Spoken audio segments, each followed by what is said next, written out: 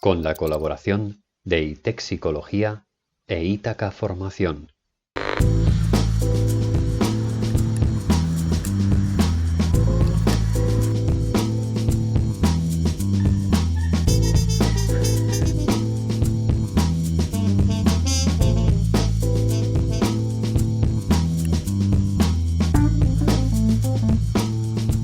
Hoy vamos a examinar con lupa la eficacia de los tratamientos psicológicos, la protocolización de los mismos y el carácter científico o pseudocientífico de los distintos enfoques en psicología. Hemos seguido un poco la estela del episodio que grabamos con el familiar de Sigmund Freud, donde se confrontaron ideas sobre ciencia y pseudociencia y se abanderaron ideas sobre la efectividad de las mismas.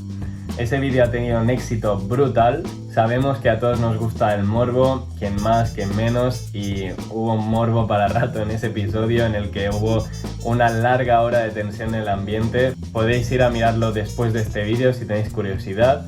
Y bueno, nada más por mi parte, un abrazo enorme, que paséis buen vídeo.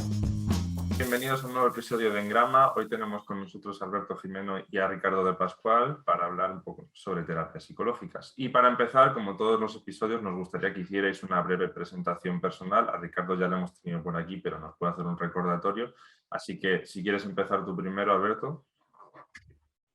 Vale, pues bueno, como habéis dicho, me llamo Alberto. Estudié psicología licenciándome en el 2005 en Santiago de Compostela. Luego estuve unos años dedicándome a cosas que no tenían absolutamente nada que ver con psicología, como dependiente de una tienda de gominolas. Bueno, a lo mejor sí que tenía que ver, quizás, no lo sé. Bueno, y después me puse a preparar el PIR, saqué plaza en la convocatoria del 2010, lo que implica que empecé en el 2011, aquí en Gijón, que es donde vivo y trabajo ahora, y terminé en el 2015.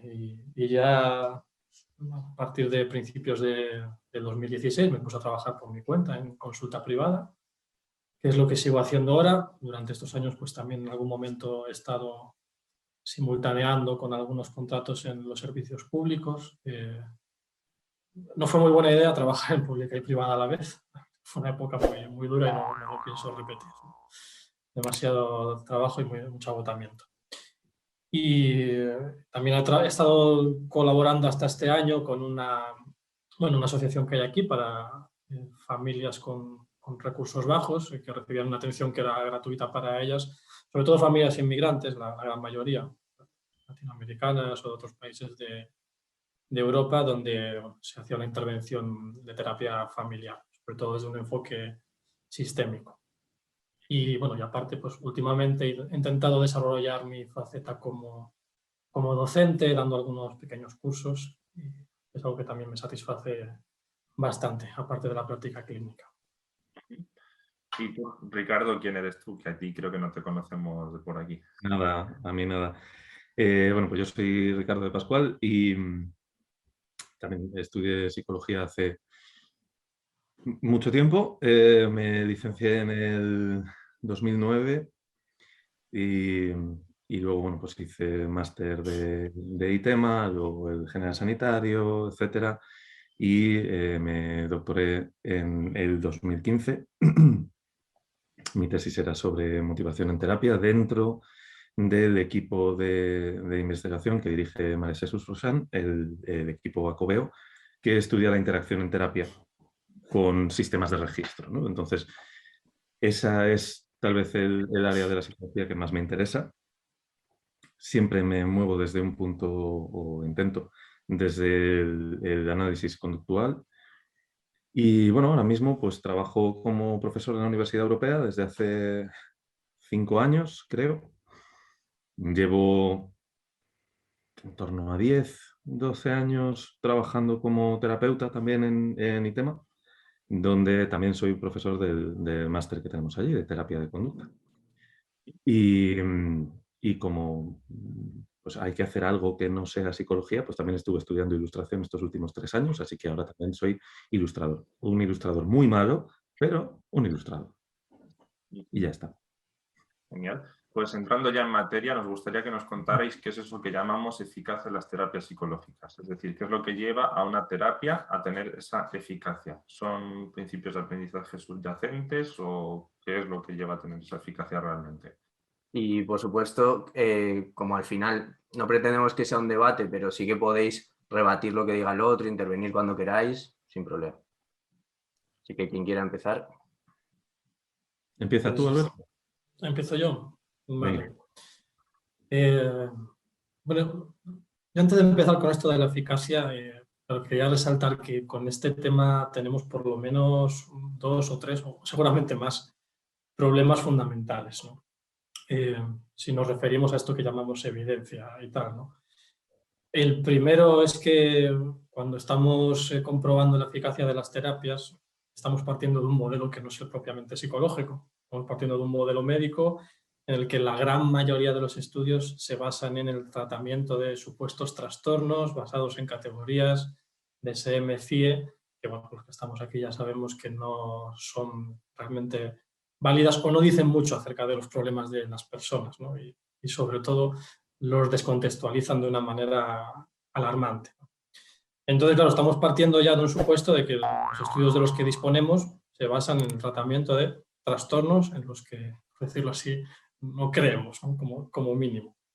Lo cual ya implica cierto sesgo porque también a la hora de medir los resultados se están midiendo en base a una reducción de síntomas. Que no es poco, oye, que está bien y que para muchos casos, desde luego, es un buen resultado, pero ahí tendríamos que plantearnos, y supongo que surgirá durante la conversación, al final, cómo podemos definir lo que es un buen resultado en terapia también, ¿no?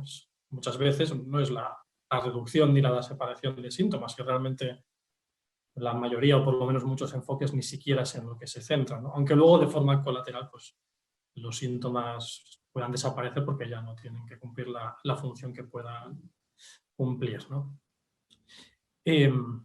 Luego, otro problema es qué es lo que entendemos por terapia, ¿no? Porque esto lo digo porque hay muchas personas desde el ámbito profesional que una terapia solo es aquello que va a los cambios profundos, ¿no? Yo desde luego no comparto esta visión de que haya cambios profundos o cambios superficiales, ni mucho menos, ¿no? Pero hay quien defiende que una terapia, si no cambia, yo qué sé, ciertos rasgos de personalidad, por decirlo así, o cuestiones muy de este tipo que aluden a supuestas variables individuales, pues no es una terapia, es otra cosa. Yo eso no lo comparto, evidentemente. Creo que una intervención de 1 o 2 sesiones de esas que escasamente suceden, pero que las hay, que son eficaces, pueden ser consideradas perfectamente una terapia en toda regla. Y con respecto ya yendo directamente a responder, o intentar empezar a responder a lo que preguntabais, que eso ya igual da casi para toda la charla. Eso es un tema que tenemos pendiente, ¿no? Que es pensar por qué funcionan las terapias, cuál es algunos dicen el mecanismo de cambio o los procesos de cambio, o qué es lo que hace, en definitiva, que un procedimiento psicoterapéutico lleve a unos buenos resultados. Eso, claro, ya sabéis, aquí tenemos el problema de los diferentes modelos que hay, que cada uno propone en función de sus supuestos teóricos que los cambios se producen por otros motivos.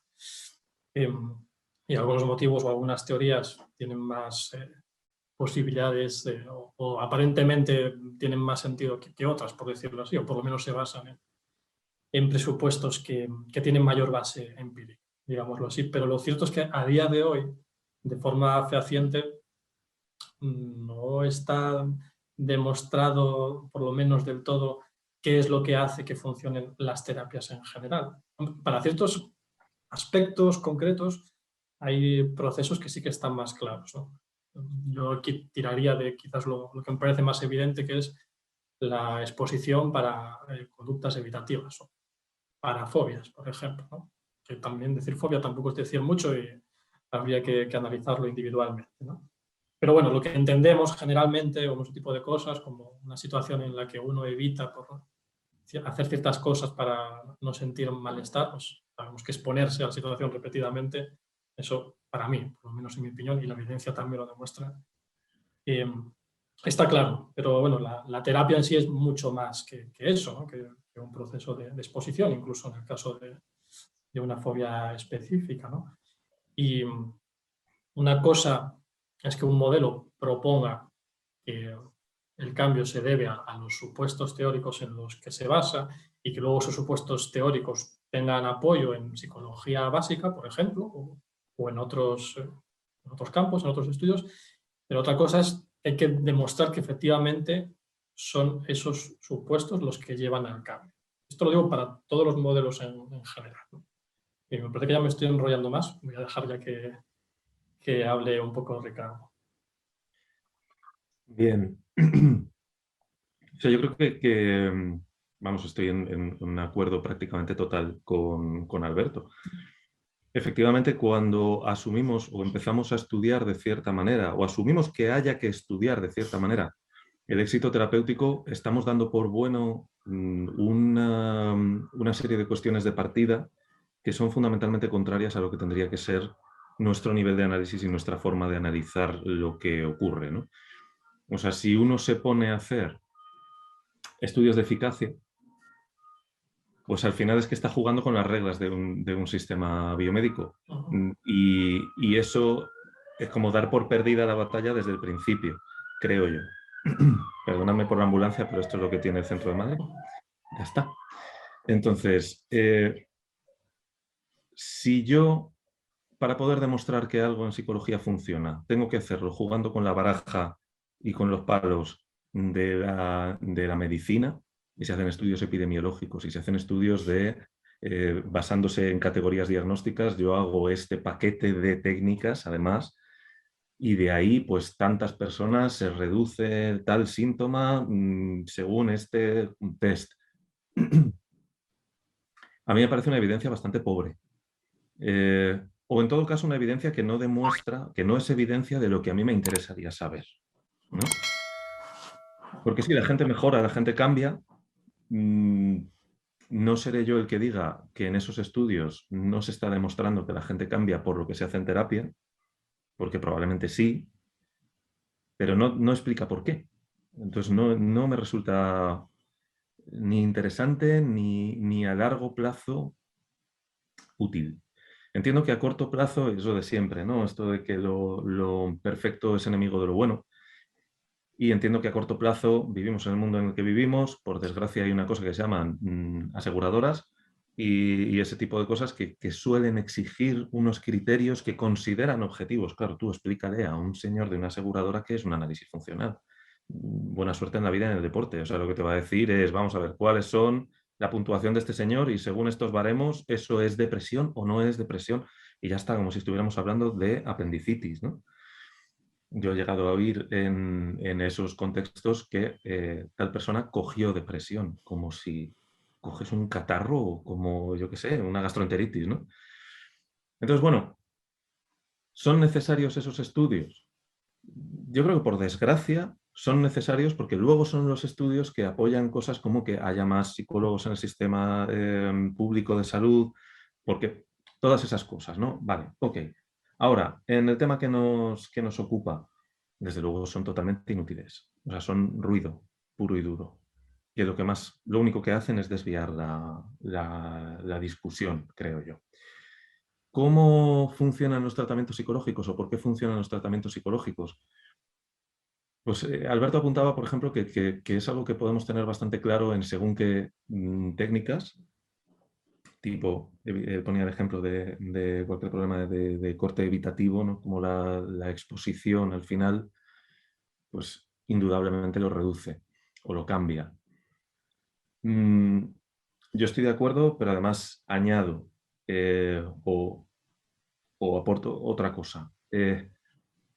Si sabemos que la gente cambia fuera de terapia, en un contexto extraterapéutico, si sabemos que hacemos cambios comportamentales que siguen las leyes del aprendizaje, que son hoy en día, pues es que no quiero ser punky, no quiero decir que son lo único que se ha replicado en psicología, que sabemos que funciona sí o sí, son los principios del aprendizaje.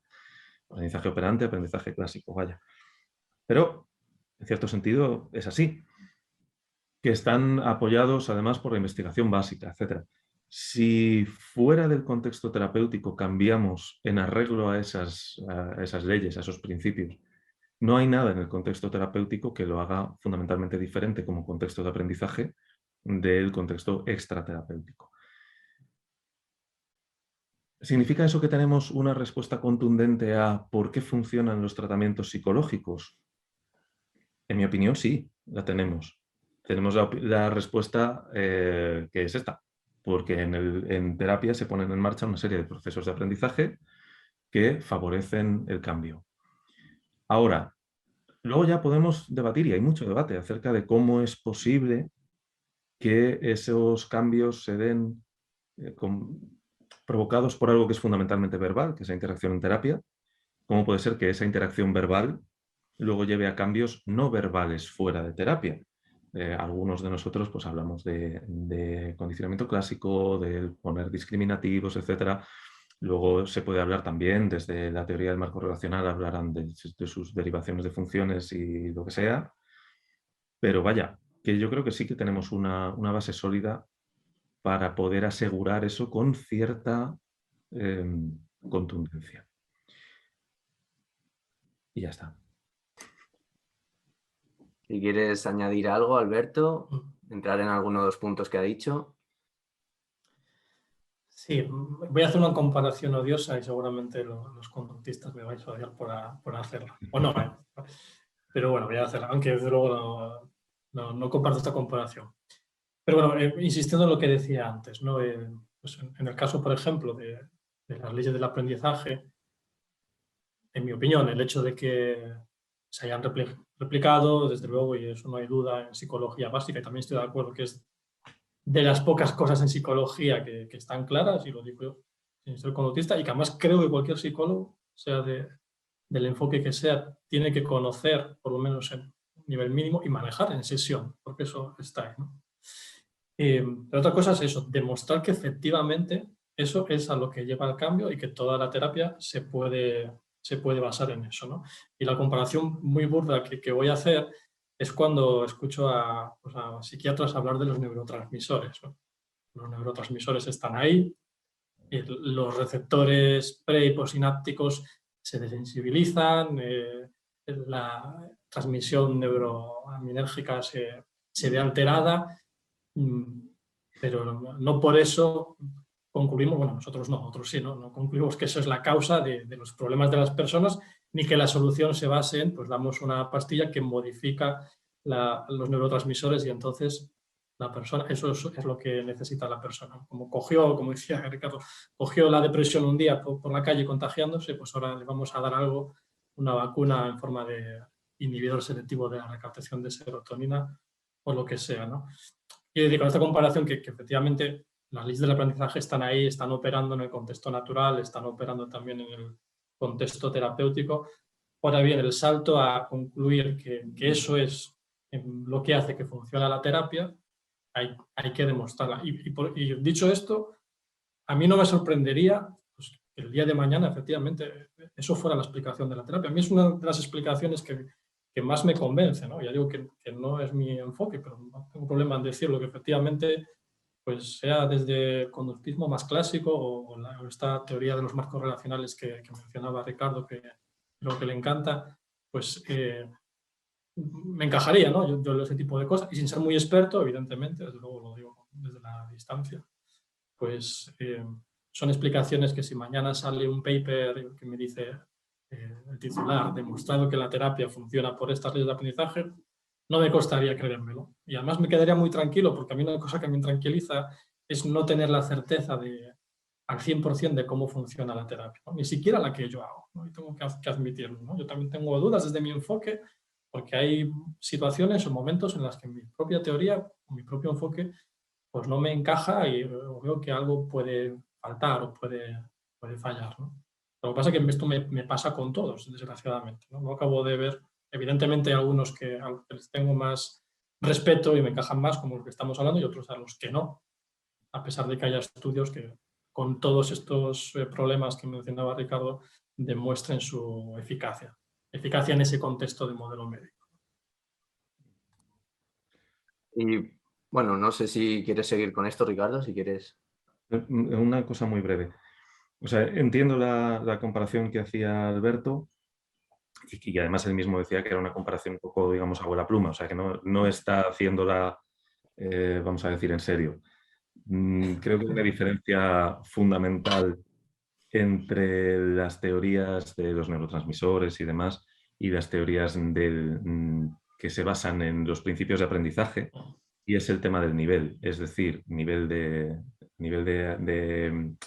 fenómeno que está siendo explicado y de los fenómenos que se asumen explicación de.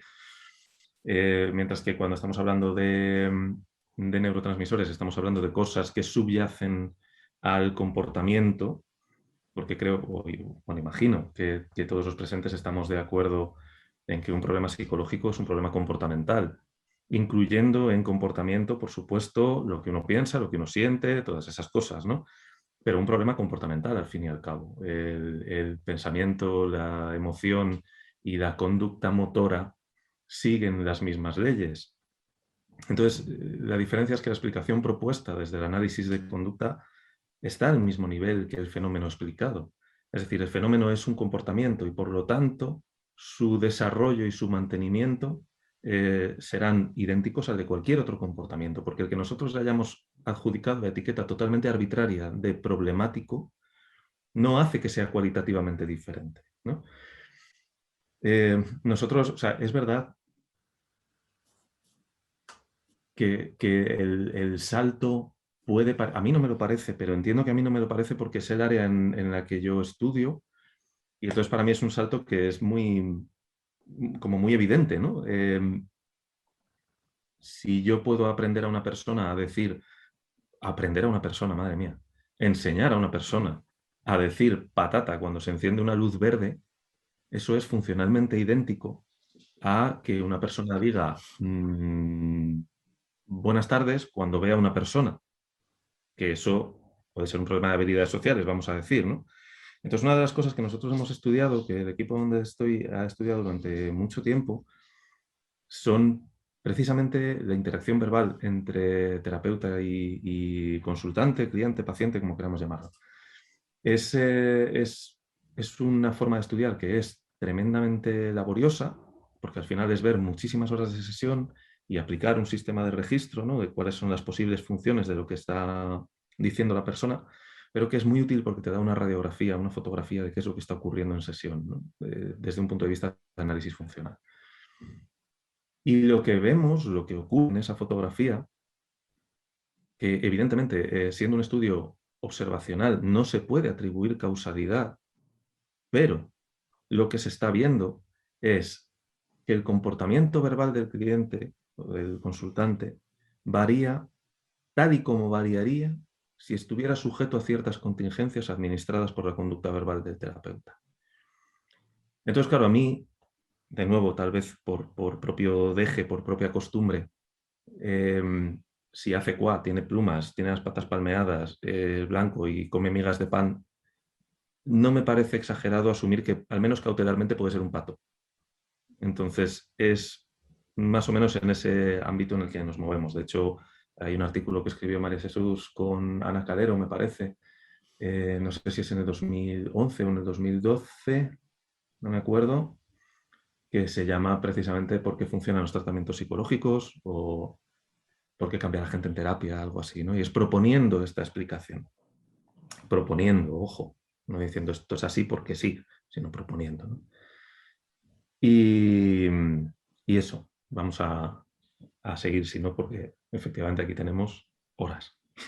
Vale. Pues si Sí, queréis... Bueno, sí. Solo comentar una cosa, porque yo precisamente, Claro. aparte que efectivamente ya decía que la comparación que hacía era muy burda y un poco también por provocar de alguna manera. Pero luego, precisamente ese tipo de investigación que hacéis en vuestro grupo, de mirar al detalle lo que sucede en la interacción terapéutica, vosotros desde el enfoque del análisis de la conducta, yo creo que es donde está la clave precisamente de saber cómo funciona la terapia, ¿no? De hecho, ahí lo que pasa es que estoy pensando todo este rato, no me acuerdo el nombre, luego si eso lo busco y lo pongo en vuestro vídeo, os mando el enlace, pero hace un par de años, justo antes de la pandemia, en un congreso de terapia familiar, había un grupo de investigación que llevaba pues, Alberto Rodríguez Morejón, con una investigación muy similar en el sentido de vamos a mirar las sesiones de terapia y vamos a ver cuando el terapeuta, bueno, o el psicólogo, me gusta, tengo un poco de tirria la palabra terapeuta, como estamos entre psicólogos, cuando el psicólogo, la psicóloga hace una intervención en la sesión, ¿qué tipo de respuesta observamos? Tenía unas categorías de respuesta para ver cómo responde la persona. Y luego eso cómo se relaciona pues, a mejoría, a acercarse más a los objetivos o lo que sea, ¿no? Y me recordaba mucho, ¿no? Solo que ellos lo hacían desde un enfoque más bien ateórico, en cierto sentido, y luego a ver si busco el nombre y os paso el artículo, porque me parecía muy interesante, me parecía que tenía muchas similitudes en ese sentido con lo que hacéis, en el sentido de ver en el momento de la sesión, que yo creo que es donde se juega más en la terapia. Luego, por supuesto, lo que cuenta más es el contexto natural, el cambio terapéutico de la persona, etcétera, pero lo que es nuestro trabajo es sobre todo esas micro interacciones que llevamos a cabo dentro de la sesión. Eso es lo que quería apuntar. Pues suena muy interesante, sí. Vale, pues por continuar y para seguir poniendo un poco en contexto algunos puntos, aunque ya lo habéis más o menos mencionado un poquito de pasada, quería saber si nos podíais desarrollar un poco más cómo son los estudios que se llevan a cabo para al final medir la eficacia de las terapias y hasta qué punto son generalizables todos esos estudios de eficacia. Ricardo, si quieres ahora. Vale. A ver, claro, es que esto es volver un poco a lo que decía Alberto al principio, lo que decíamos al principio, hablábamos de eficacia. A mí siempre como que me da un pequeño picorcillo así detrás de la oreja, decir, no sé si esto es, si esta es la guerra en la que tenemos que estar, ¿no? El tema de la eficacia.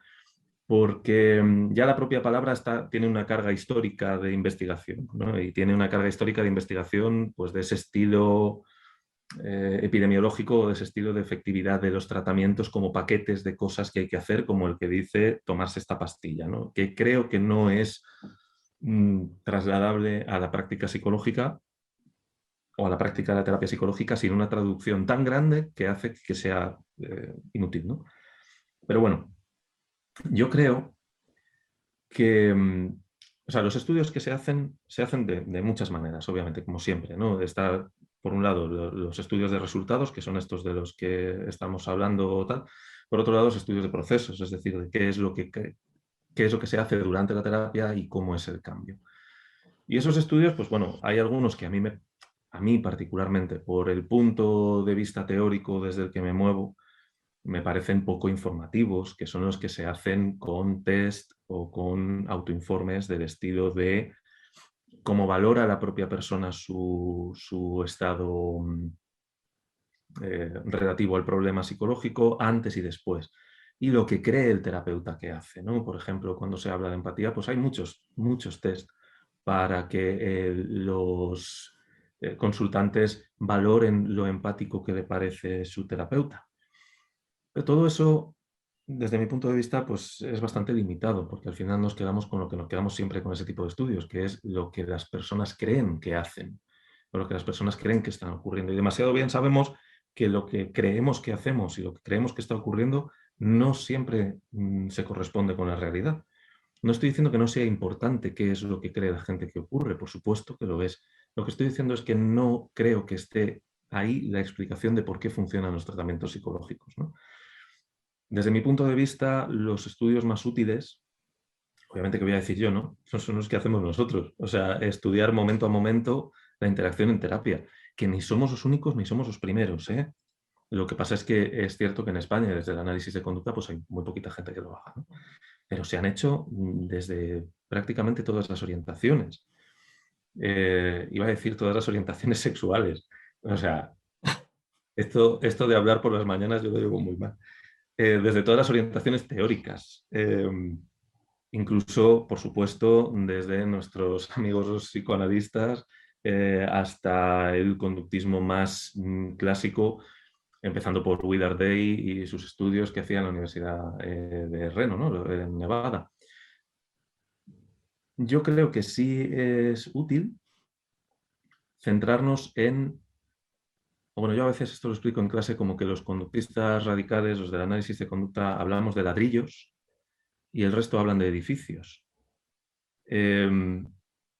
cuando alguien habla de, no sé, flexibilidad cognitiva, por ejemplo, el primer trabajo es decir esto qué es.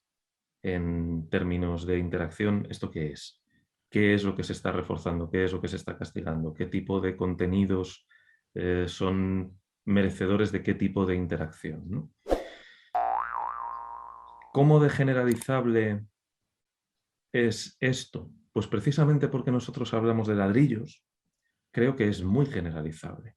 Es decir, una persona, como decía antes Alberto, cualquier psicólogo, independientemente de su orientación teórica, independientemente de lo que considere, debería ser capaz de entender o de manejar los procesos de aprendizaje.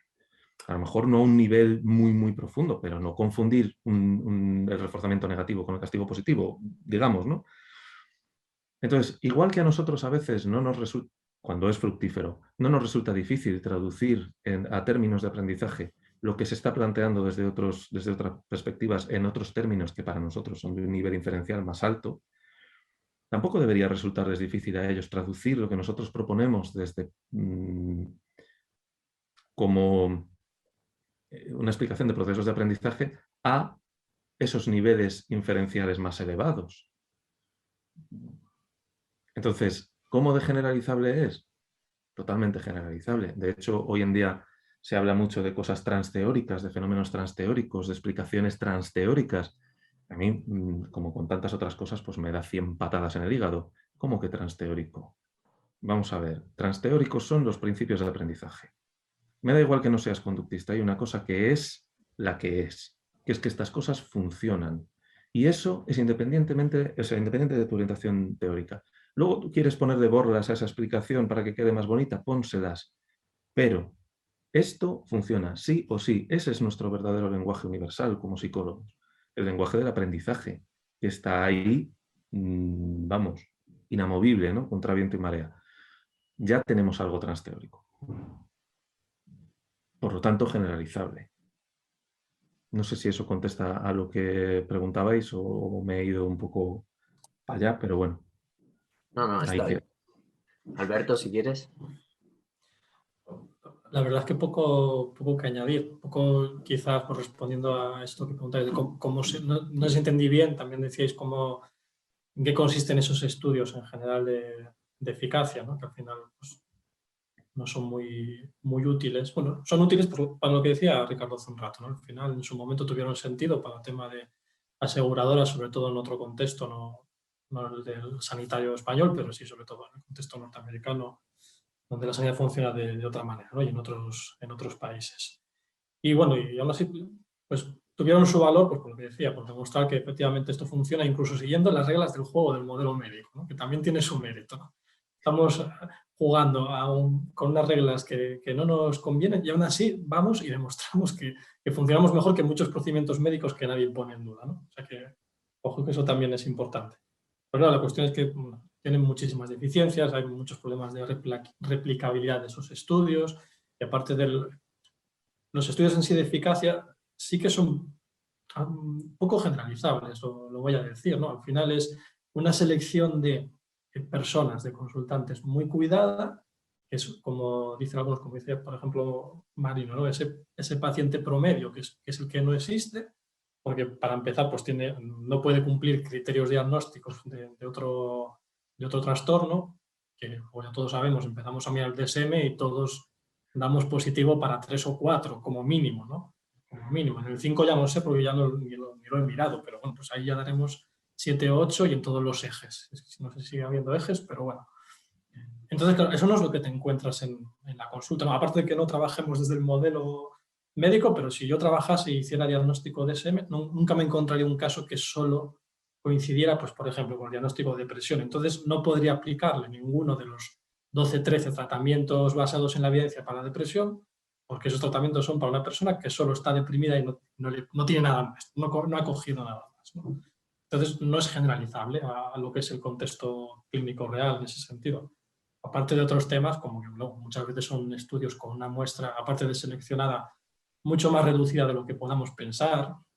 El tamaño de la muestra para concluir que un tratamiento es eficaz es mucho más pequeño del que nos podemos creer.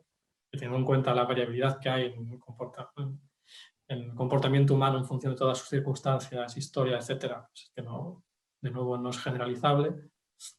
Y aparte de eso, pues se está midiendo la eficacia en función de la reducción en un BDI para la depresión, por ejemplo, en un STAI para la ansiedad o en el cuestionario que sea, ¿no?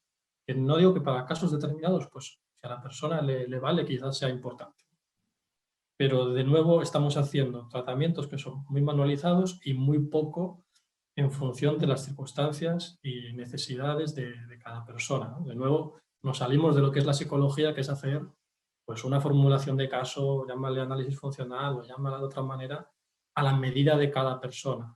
Y a la medida de cada persona no es a la medida de sus síntomas, sino a la medida del caso, de las circunstancias, de lo que pasa en sesión y de ahí diseñar un plan de intervención. En los tratamientos de eficacia, el plan de intervención ya nos lo han hecho. Sesión 1, haz esto, sesión 2, haz lo otro.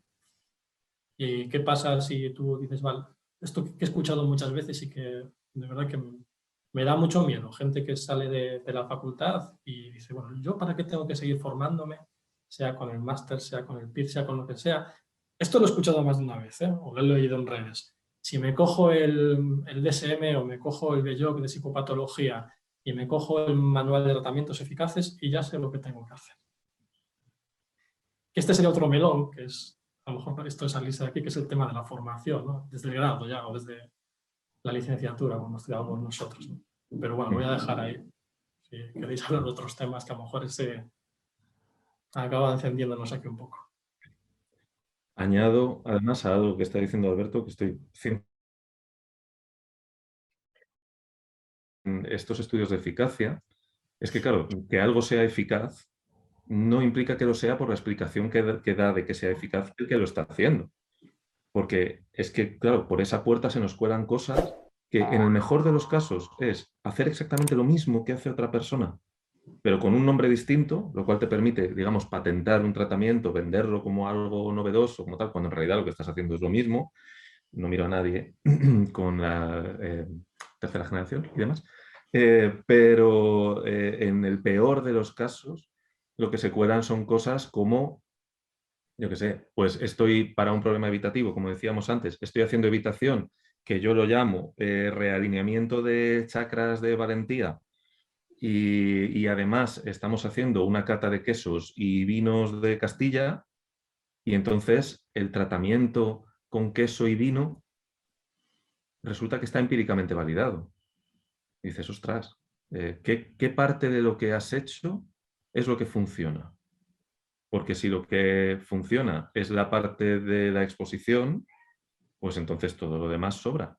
Pero tú ya tienes ese sellito, esa aprobación de la APA, de lo que sea, para decir que tu tratamiento funciona. Y entonces eso al final dificulta muchísimo, muchísimo el tema de proteger al consultante contra las pseudoterapias o proteger a los propios psicólogos en formación contra ciertos contenidos que se enseñan como válidos cuando en realidad son una carambola absoluta. Vale, pues si no queréis añadir más sobre este tema, si quieres pasar, Luis, a lo siguiente. Vale. Bueno, más o menos yo creo que ya se ha tratado el tema de si tiene sentido emplear este diseño de investigación, más basado en la investigación farmacológica, ¿no? Y de tu modelo médico.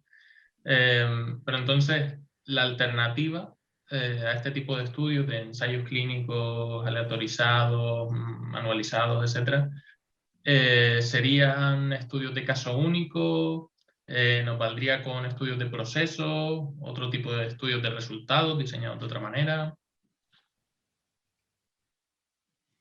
¿Quién quiera empezar? Alberto, si quieres.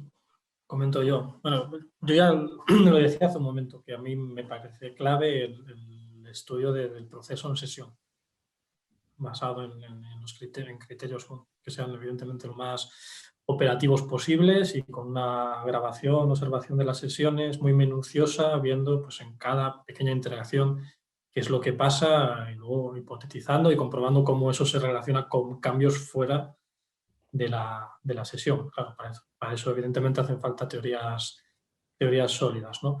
Por supuesto, la investigación de procesos. Yo lo que pasa es que estoy viendo que con el tema de investigación de procesos estamos volviendo a lo mismo que con los diagnósticos. O sea, de repente ya hay 800 procesos, en vez de simplificar, tenemos esta manía a complejizar, que en mi opinión es pues, algo que apuntaba Ricardo, ¿no? También el hecho de que para la carrera académica de algunos pues viene muy bien inventarte una palabra nueva para cosas muy conocidas de hace tiempo, pero que te permite publicar en cuartiles interesantes y tal, ¿no? Otro tema aparte, ¿no? Pero bueno, eso pasa, es que no nos olvidemos, porque hablamos mucho de los intereses de la farmaindustria y no hablamos de los intereses de la psicoindustria.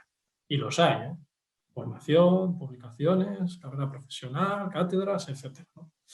Muchas cosas. Pero bueno, volviendo al tema, como decía, tema de procesos, pero nos queda aclarar qué procesos y yo creo que en ese punto sí que pienso que hay que simplificar, ir a 4 o 5 cosas, no a 50. Bueno, si son 50, pues que las sean, pero siempre yendo a lo más sencillo. Y mencionabas los estudios de caso, que muchas veces se menosprecian. Yo creo que bien hechos, para mí sí que tienen mucho valor los estudios de caso, ¿no? Ahora hay que ver cómo hacerlo y obviamente analizando efectivamente, no quedarnos en, bueno, mira, te presento un estudio de caso que lo traté con terapia no sé qué, sistémica o terapia psicodinámica o terapia conductual y mira qué bien funcionó, ¿no? Te lo explico, te cuento lo que hice, pero no llegué a comprobar un nivel de análisis más exhaustivo que efectivamente pues, la persona cambió por lo que yo creo que cambió, por decirlo así, y qué significa eso de cambiar también, ¿no? Que es otro tema, ¿no? En qué medida el cambio se produjo por lo que hicimos en sesión, por lo que hice yo como psicólogo, etc.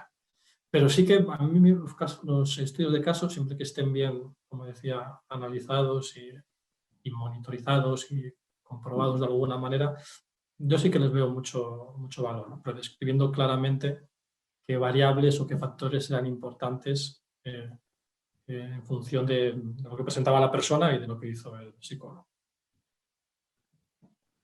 Ricardo. De nuevo, totalmente de acuerdo. Creo que para que los estudios de cambio, es decir, para que pudiéramos estudiar el cambio psicológico, concretamente el cambio psicológico en terapia, se tienen que dar un cambio casi social, ¿no? A un nivel que nos excede a nosotros como profesionales y que va más a pues todos los estamentos, vamos a decir, de investigación de todo tipo, que sería prácticamente un giro copernicano en la forma de entender cómo es el comportamiento humano. Porque hoy por hoy, pues evidentemente, como decía Alberto, por ejemplo, el tema de casos únicos, pues está como muy denostado, ¿no? Como que esto es hablar de anécdotas y no de algo que tenga un verdadero valor. Y yo he aprendido mucho leyendo casos, ¿eh? Obviamente, cuando el caso está bien explicado, es una cosa utilísima, yo creo, para personas que se dedican a la terapia, ¿no? Entonces, está eso y luego, claro, está... O sea, al final, es que la psicología es como pastorear gatos. Es decir, es imposible que nos vayamos a poner todos de acuerdo en una cosa tan aparentemente sencilla, aparentemente, como cuáles son los procesos de los que tenemos que tirar para explicar el cambio. Decía Alberto que, claro, que ahora está ocurriendo en el estudio de procesos, ahora que se ha puesto de moda, pues uno siempre recibe que el campo en el que investiga se ponga de moda con una mezcla de emociones. Por un lado, qué guay, porque eso es que hay más gente que está dedicando su mirada a esto y va a aportar sus visiones. Por otro lado, qué horror, porque eso es que hay más gente que está dedicando su mirada a esto y va a aportar sus visiones. Y a veces, pues esas visiones están teñidas o están dirigidas por intereses que no son puramente de lo que debería ser la investigación, ¿no?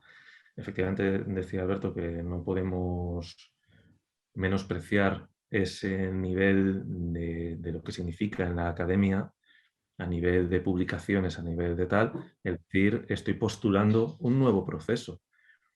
Y, joder, eso es que postular procesos nuevos debería ser algo que hacemos muy, muy poco y siempre basándonos en cosas experimentales, en cosas que se han comprobado. O sea, para hablar de que hay un proceso nuevo, ajeno, por ejemplo, al condicionamiento clásico, al condicionamiento operante, a los aprendizajes preasociativos.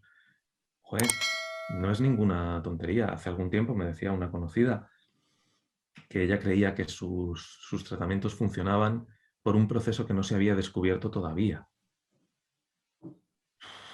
A mí eso me parece, primero, una admisión de ignorancia que es tremenda.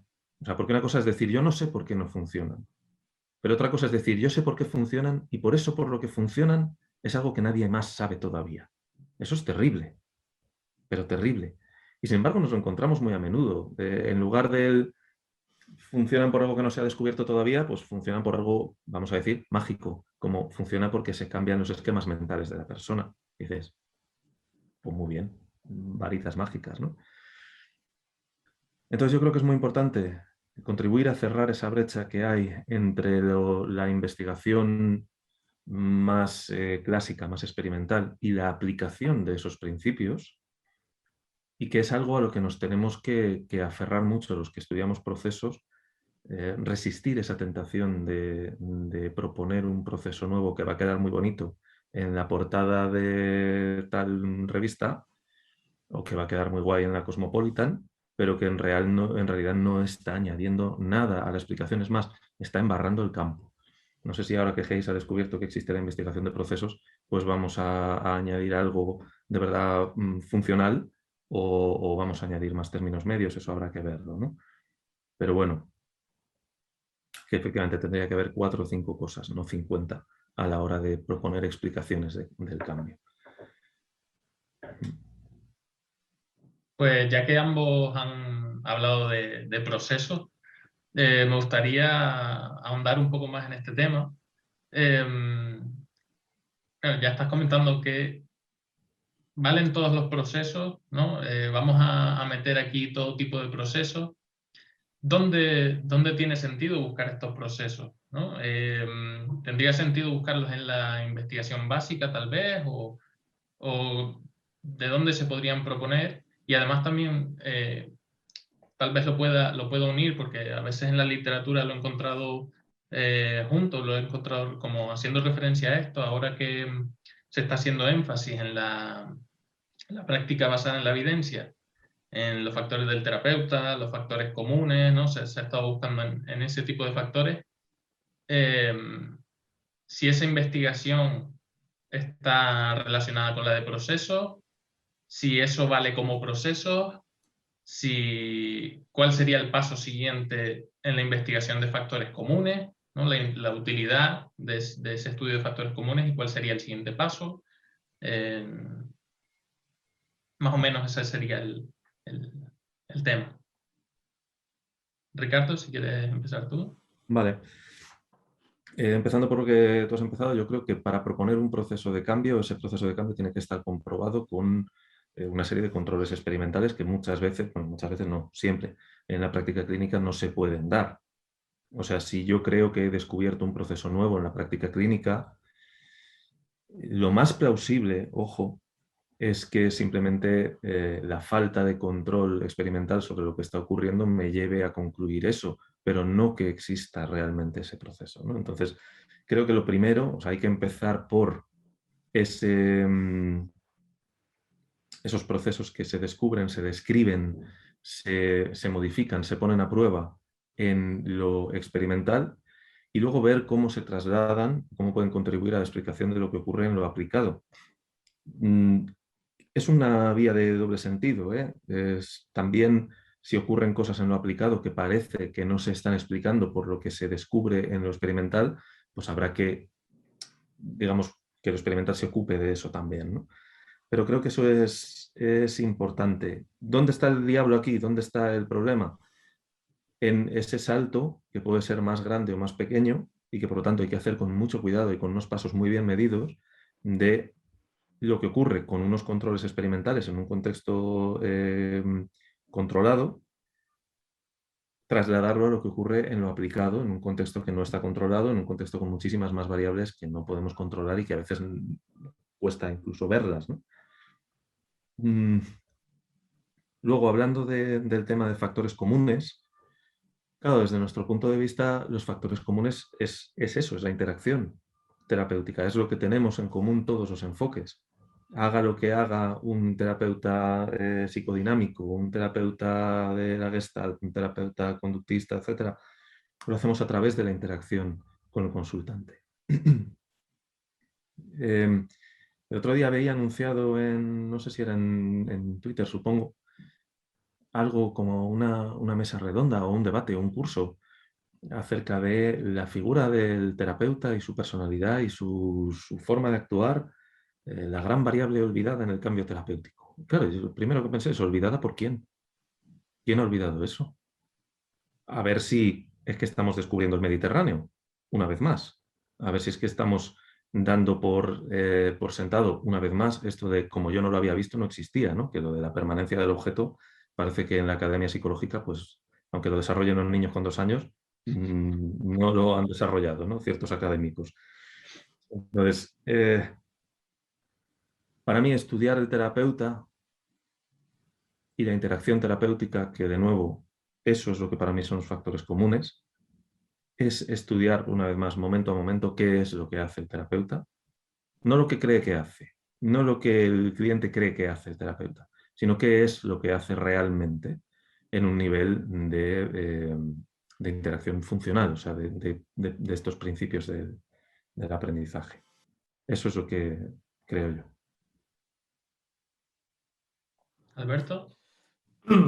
Sí, no, estaba pensando en esto de este seminario que hubo, como era un amigo mío que era Javier Prado, seguro que nos verá, de la variable olvidada. Claro, al final para los que leemos, nos formamos, los que investigáis sobre este tema, desde luego que no es una variable olvidada. Sin embargo, para gran parte, no sé si diría para la mayoría de la comunidad, me voy a decir científica, la comunidad psicológica más bien, sí que efectivamente es olvidada en el sentido de, claro, yo no sé vosotros, yo no recuerdo que ni en la licenciatura ni en la mayoría de mi formación posgrado pues me hayan hablado de características, es que me parece tan básico, ¿no? Pero es así, me hayan hablado de características o de conductas de los psicólogos que nos hacen más eficaces, o del autocuidado, o de la importancia de las emociones, o de nuestra historia, de cómo estamos en sesión. Entonces, aunque sí que se ha estudiado durante mucho tiempo, pero a nivel mainstream, vamos a decirlo así, desde luego no está tan extendido, ¿no? Porque hemos pasado esta época de que lo importante es la técnica. Lo cual me lleva a lo siguiente de esto, al final, los procesos, si realmente sabemos lo que es un proceso, ¿no? Porque también ahí estamos con un tema de definiciones de muchas veces qué es proceso, qué no es proceso, qué es técnica, qué es factor común. Yo que me gusta mucho el tema de los factores comunes, también soy consciente de que, por ejemplo, la empatía que mencionaba Ricardo, ¿no? Se supone que es un factor común, pero según el modelo también es un factor específico, ¿no? Para la entrevista motivacional, por ejemplo, la empatía es un factor que se traduce en técnicas específicas, ¿no? O para otros modelos, ¿no? Y sin embargo, pues a nivel de investigación, pues la empatía a ciertos niveles está presente, evidentemente, en cualquier modelo. Otra cosa es qué significa empatía, ¿no? Cómo lo definimos, cómo lo traducimos en cuestiones observables, porque luego aquí también la definición de empatía, así como de otros muchos términos psicológicos, pues depende también del modelo teórico en el que se base, ¿no? Lo mismo pues con los procesos, ¿no? Primero que nos aclaremos qué significa proceso. Yo a día de hoy tampoco sé si tengo claro lo que es un proceso, ¿no? Tengo ahí como una intuición, casi podría decir, no sé si está bien decirlo, pero al final lo que presentan unos como procesos y lo que presentan otros, pues se parecen en el fondo lo que un huevo una castaña, ¿no? Y claro, luego pues comentabas, Luis, qué procesos serían los que pueden influir en el cambio. Pues de nuevo vamos a volver a que dependerá el modelo teórico en el que se base la terapia, ¿no? Pues desde la terapia que yo puedo dominar más, que es la sistémica, pues propone sus propios procesos de cambio, que se parecerán o no a los que puede proponer el análisis funcional de la conducta, pues probablemente pues, definido o analizado de otra manera o con otros términos o con otra traducción, que en mi opinión, bueno, lo menciono porque en mi opinión hay muchas cosas en común, solo que con diferentes explicaciones entre sistémica bien, por decirlo así, constelaciones familiares no es sistémica, ¿vale? Aunque lo vendan así, y otras cosas tampoco son sistémica, y conductismo bien, que también hay conductismo mal, ¿no? Yo cuando veo gente, cuando veo cosas, me iba a decir de conductismo, pero también de sistémica, ¿no? A veces que veo libros o artículos tratamiento del trastorno límite de personalidad desde la terapia sistémica, lo que pienso es, no habéis entendido absolutamente nada. ¿Cómo vas a tratar un diagnóstico de DSM desde la terapia sistémica que no habla de diagnóstico, sino de la función de los síntomas, ¿no? Lo mismo de cómo se trata el TDP desde el conductismo. Pues no se trata.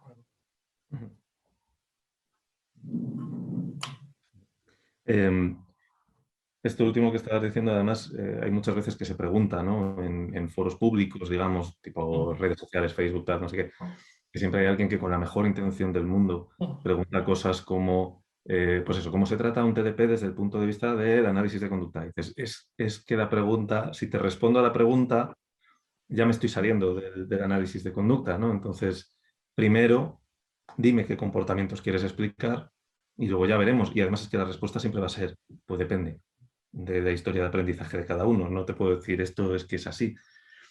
Luego, es verdad, era Javier Prado Abril, que es el del tema este de la gran olvidada.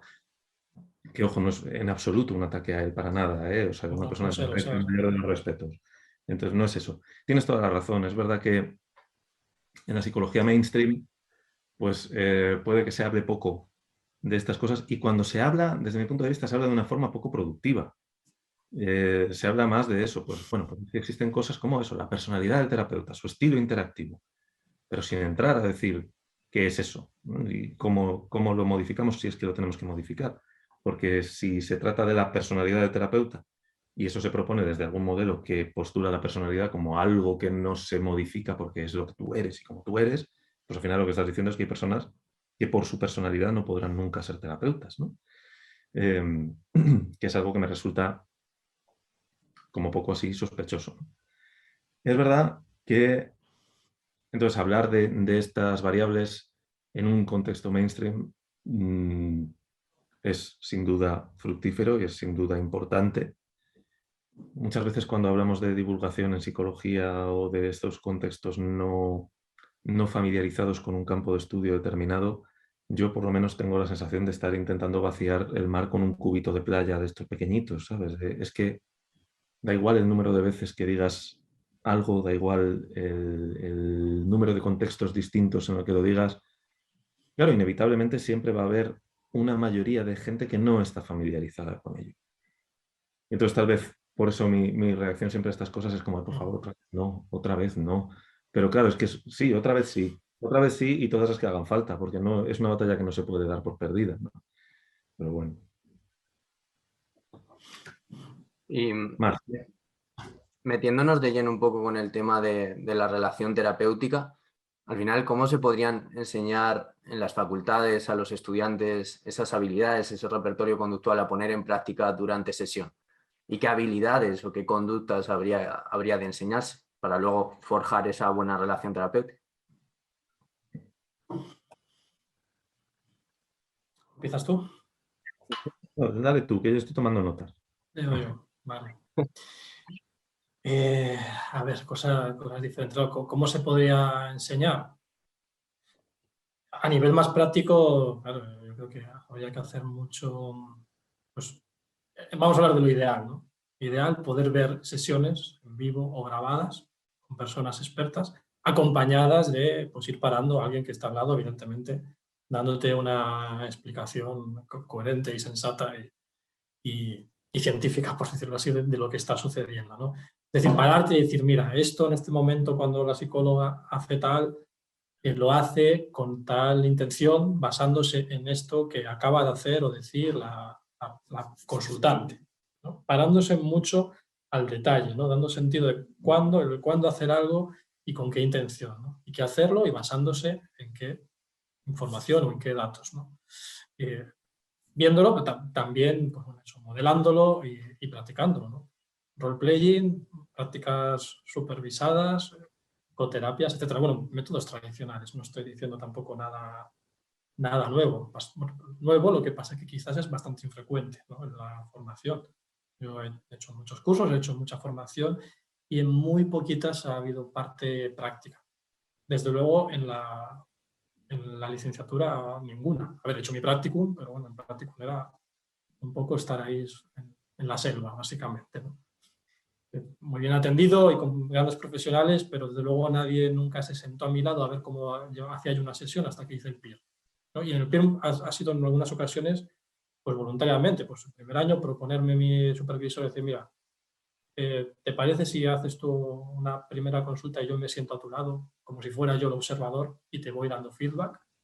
Y esos momentos, que luego repetí con algún otro psicólogo clínico, desde luego son las cosas que recuerdo, que no he olvidado. He olvidado todas las supervisiones que he hecho a lo largo de mi formación, pero los momentos en los que he estado alguien experto en vivo viéndome y diciéndome cosas muy concretas, porque además he tenido la suerte que me dijeran, mira, en este momento en que esta mujer bajaba la vista cuando tú dijiste tal, intervención que podías hacer es esto o lo otro, o lo que tú hiciste aquí, pues diciéndomelo así claramente, que también se agradece, esto lo podías haber hecho mejor, hazlo de tal manera, y luego volver a la consulta y poder hacerlo y recibir de nuevo feedback.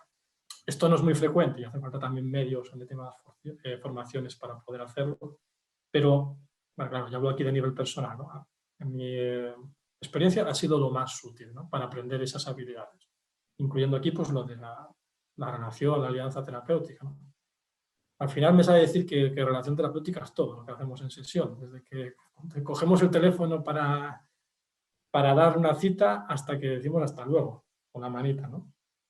En todo momento estamos interviniendo y todo afecta a la relación terapéutica.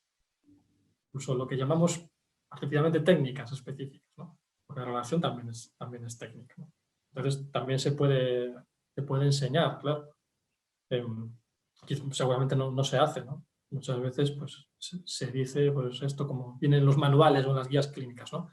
Primer paso, además como si fuera algo secuencial, ¿no? Establecer una buena relación terapéutica con la persona. Ya, ¿y cómo lo hago? ¿Y la establezco igual con todo el mundo? Resulta que no, ¿no?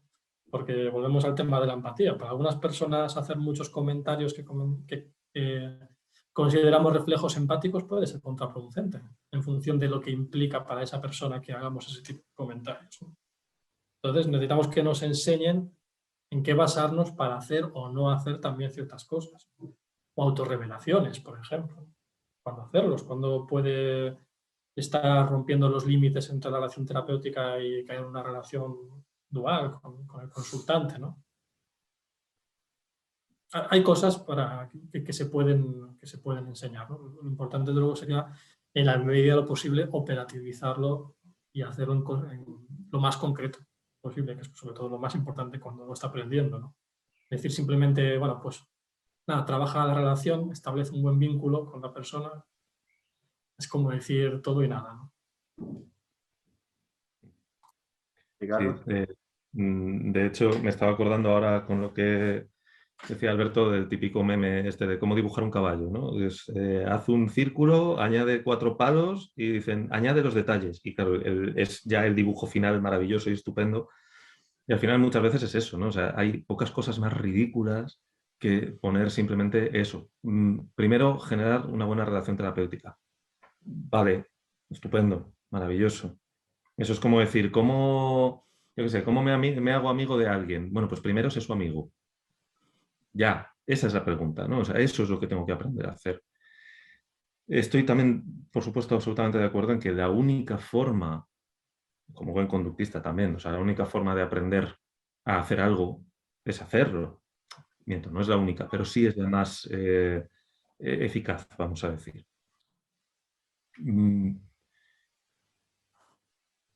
Claro, yo, por ejemplo, una de las asignaturas que he impartido bastante tiempo ha sido la de habilidades de terapeuta, precisamente. Que por suerte en algunas universidades, yo tengo la suerte de que en la europea es una asignatura, aparte, habilidades de terapeuta. Aún así, meto un módulo en las otras asignaturas que doy de habilidades de terapeuta, ¿no? Habilidades de interacción, porque yo he venido aquí a hablar de mi libro. Es decir, yo he venido aquí a hablar de mi campo de investigación. Libro no hay todavía, pero campo de investigación. Y al final, claro, lo fundamental es enseñar, creo yo, que la mejor herramienta que tiene un psicólogo, un terapeuta, es su propio comportamiento. Es lo que hace en sesión. Esto no es decir que no haya que tener un conocimiento, porque, ojo, esto es muy fácil que la gente se lo lleve al otro lado, ¿no? Que al final lo que importa es llevarte bien con el consultante, tener una buena relación y todo lo demás, pues como que es secundario. No. Tienes que tener un buen conocimiento técnico, tienes que saber qué es lo que vas a aplicar, tienes que saber por qué, fundamentalmente. Pero tienes que también ser consciente de que esas cosas no se dan en el vacío. O sea, desde mi punto de vista, estos estudios que hablan de qué porcentaje de la varianza de la explicación del cambio se le puede dar a cada cosa, ¿no? Por un lado las técnicas, por otro lado la interacción, por otro lado... ¿Cómo puedes separar esas cosas? Las técnicas no se dan en el vacío.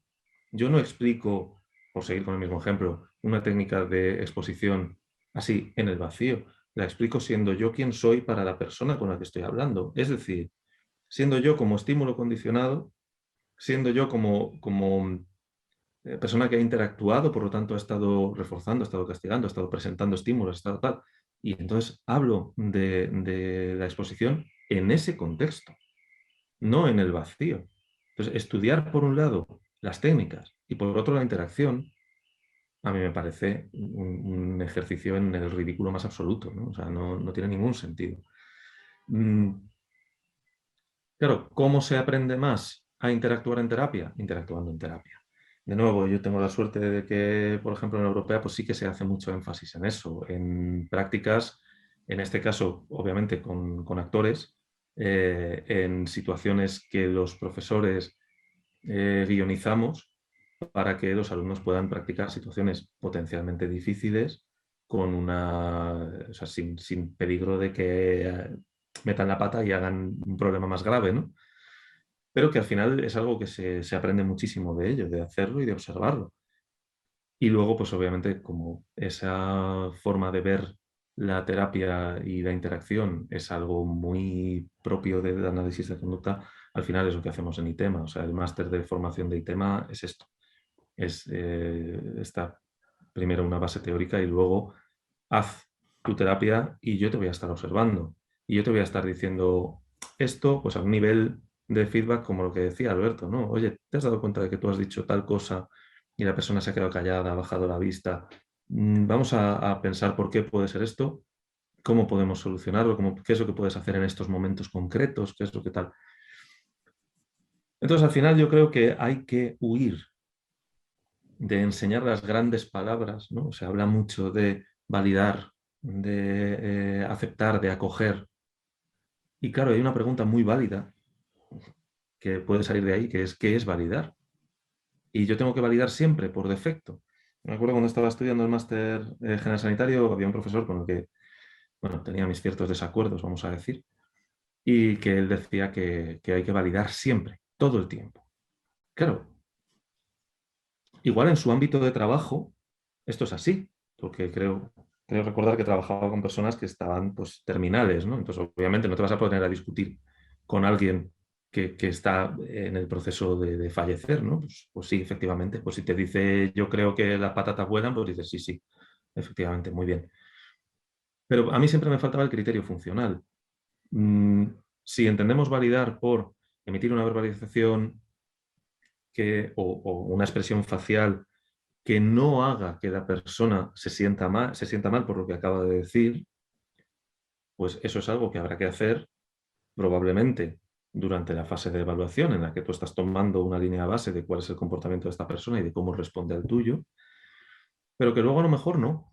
O sea, luego a lo mejor si esta persona me dice algo que en arreglo a los objetivos que hemos pactado, ojo, no porque a mí me lo parezca, en arreglo a los objetivos que hemos pactado es contrario a su interés terapéutico, pues a lo mejor yo tengo que decir algo como, no, mira, esto que estás diciendo es incorrecto, directamente es incorrecto. Y vamos a ver por qué. Y hablamos de ello. Yo ahí no estoy validando. Pero claro, un alumno al que tú le hayas enseñado que lo que hay que hacer es validar siempre, por defecto, pues le dejas sin armas. Igual que, pues eso, la empatía, ¿no? Pues ¿qué es la empatía? Tienes que ser empático siempre. Ojo, siempre. Y según qué definiciones de la empatía, porque es que según algunas definiciones de la empatía, yo de verdad tengo que sentir lo que siente la persona de enfrente. Entonces, si la persona de enfrente está llorando y está devastada, yo tengo que estar llorando y devastado para ser un buen terapeuta, porque hay buenos motivos para pensar todo lo contrario. Entonces, bueno, al final, práctica. Práctica y más saber traducir qué son esas grandes palabras a la práctica diaria. ¿Queréis añadir alguna cosilla sobre esto o pasamos a lo siguiente? Yo estaba pensando que precisamente no es peloteo, porque necesitamos quizás más profesores como Ricardo, que enseñan estas cosas, ¿no?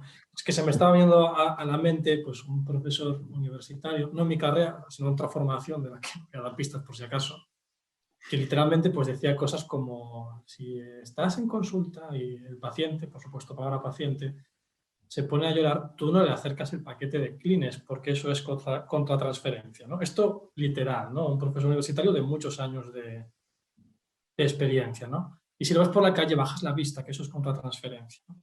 Lo de bajar la vista, bueno, si no lo has hablado previamente, lo puedo entender según las circunstancias, porque es una cuestión de secreto profesional, intimidad tal y cual, ¿no? Pero no acercarle el paquete de Kleenex porque eso implica contratransferencia. Aparte que es que ya ni siquiera implica contratransferencia en el sentido clásico psicoanalítico, ¿no? Es una estupidez directamente. Entonces, ¿qué pasa? Claro, es que aquí sale el tema de la formación, ¿no? Cuando tú te estás formando, pues un profesor te dice esto y no tienes experiencia o no tienes otras fuentes de información, ¿por qué no te lo vas a creer, ¿no? Eso porque me cogió a mí ya, pues, hace pocos años. A lo mejor me coge en primera de carrera y digo, ostras, a lo mejor es a día de hoy que no le acerco un Kleenex a una persona ni aunque esté tirada en el suelo necesitándolo, ¿no? Que es muy importante la responsabilidad que tienen, pues, que tenéis los profesores, ¿no? En este sentido. Muy, muy importante. Y quizás tendremos que hacer auditorías a determinados profesores porque vaya Votos. tela. Sí. Yo ahora quiero recoger algunas cosas de las que hemos hablado a lo largo del vídeo, como por ejemplo, hemos mencionado que muchos tratamientos que se están poniendo para ciertos problemas vienen pues, porque se basan en características diagnósticas como puede ser el DSM, la CIA, y en base a eso se crea un tratamiento, se crea un protocolo de actuación, etc. Y yo quiero hablar precisamente un poco del tema de protocolizar todo, es decir, estoy viendo que hasta a nivel enseñanza, con asignaturas del estilo de habilidades del terapeuta, o de tratamientos o de todas estas cosas, se intenta un poco llegar a un protocolo de actuación general para todo tipo de casos. Cuando yo creo que, hemos mencionado también en el tema de la relación terapéutica, que el comportamiento del psicólogo con el paciente es diferente en cada caso, en cada consulta, etc. Entonces, ¿cómo se puede llegar realmente a todo ese protocolo, a formar terapeutas cuando cada terapeuta es diferente, cada consultante es diferente y cada caso es diferente?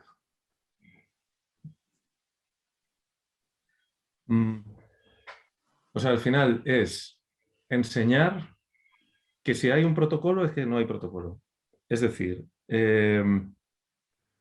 claro, uno de los motivos por los que yo estuve dando la asignatura de habilidades de terapeuta es por este motivo tan terrible que a veces tenemos algunas personas de es que si no, a ver en qué manos cae, ¿sabes? Porque esto en según qué manos es pues eso, hay que validar, hay que sonreír, hay que sentir, la escucha activa, ¿cómo se llama esto? El parafraseo, que es una estupidez tremenda cuando se aplica así a lo tonto. Yo he visto alumnos, y lo que es peor, he visto profesionales que prácticamente la mitad de la sesión están repitiendo lo que acaba de decir la persona, con otras palabras. Es terrible, porque nadie habla así, vamos a decir, en el mundo real, en el mundo extraclínico. Y una de las cosas que puede hacer más potente a un clínico precisamente es ser natural en su interacción. Entendiendo natural por no fundamentalmente distinto en su interacción de lo que es la gente del entorno extraclínico de la persona. Más que nada por una cuestión de generalizabilidad directamente.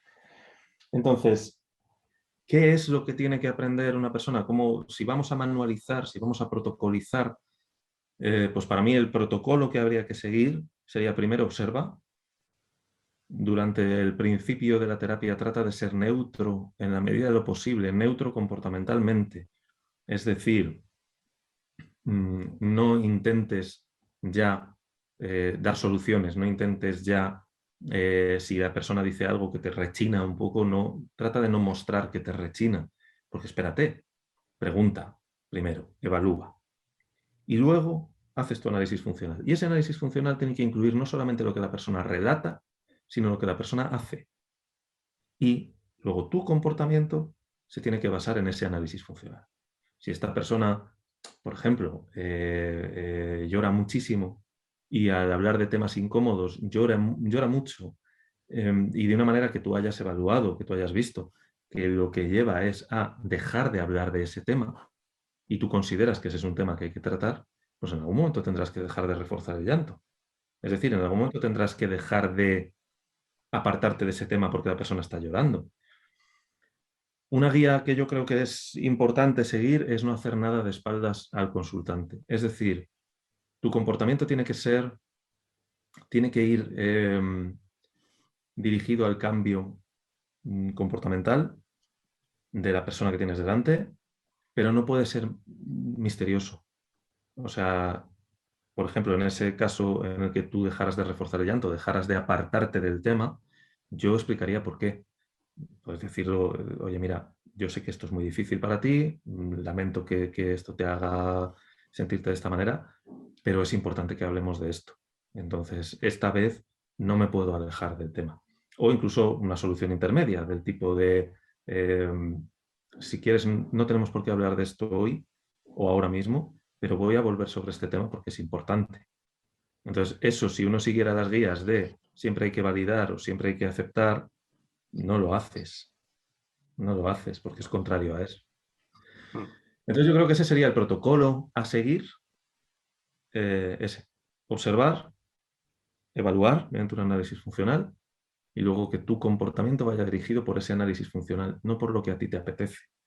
Dentro de un orden, vaya, que somos humanos también. O sea, si la persona me cuenta un chiste, yo probablemente me vaya a reír y no voy a hacer primero un análisis de ¿tengo que reírme o no? Salvo que sea algo que entra dentro del problema clínico, ¿no?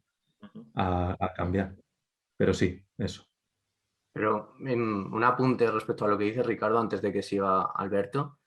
Dices al final mantenerse neutro o lo más neutro posible y, por ejemplo, no mostrar que eso que te ha dicho te rechina. Pero el mantenerse neutro, ¿hasta qué punto es neutro? Porque al final es que eso es muy complicado, o sea, no es nada neutro. Efectivamente, nada es neutro porque ya el propio aspecto que tú tengas va a estar condicionado en la vida de la persona de una manera o de otra. Claro. Esto es así. O sea, tú quieras o no quieras, eso va a ocurrir.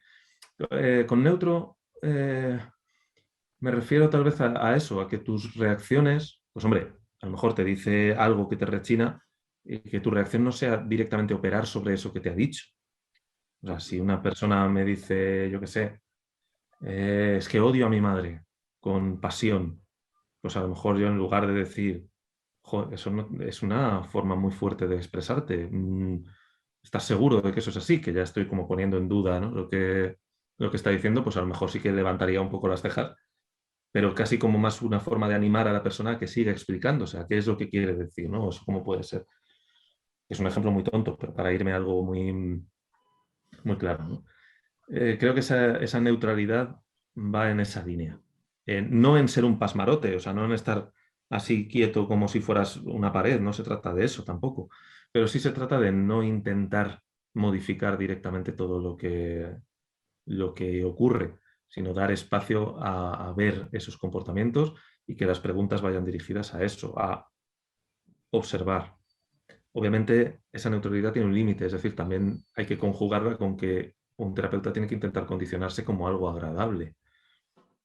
Por lo tanto, ser en su interacción agradable, ser amable, digamos, para que la persona esté a gusto hablando. Pero vaya, que me refiero con neutralidad más a eso.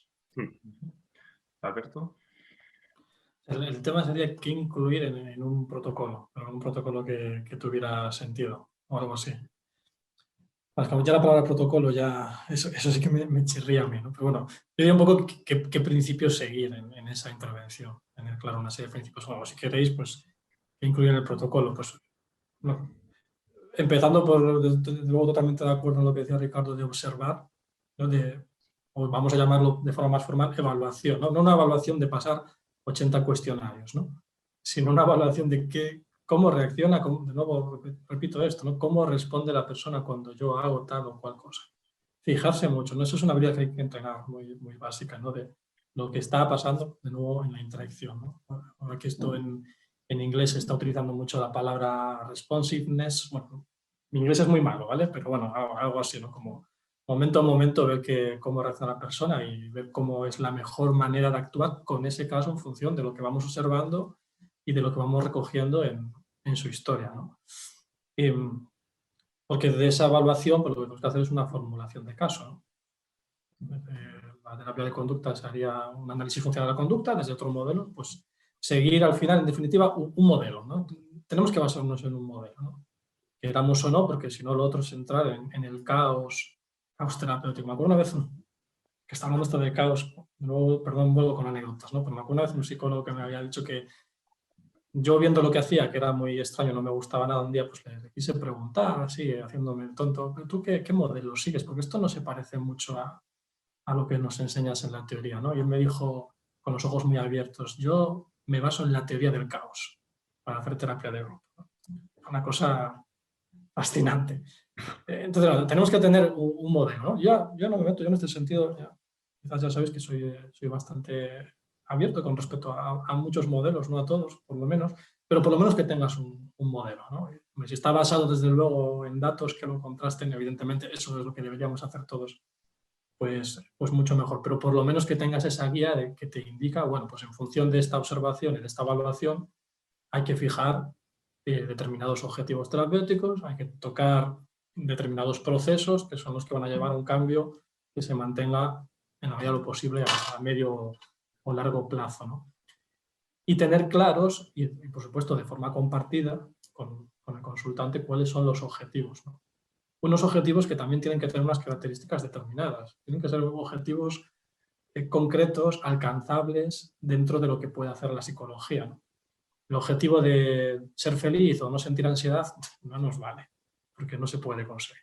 Entonces ya como entremos a eso, la terapia está abocada al fracaso.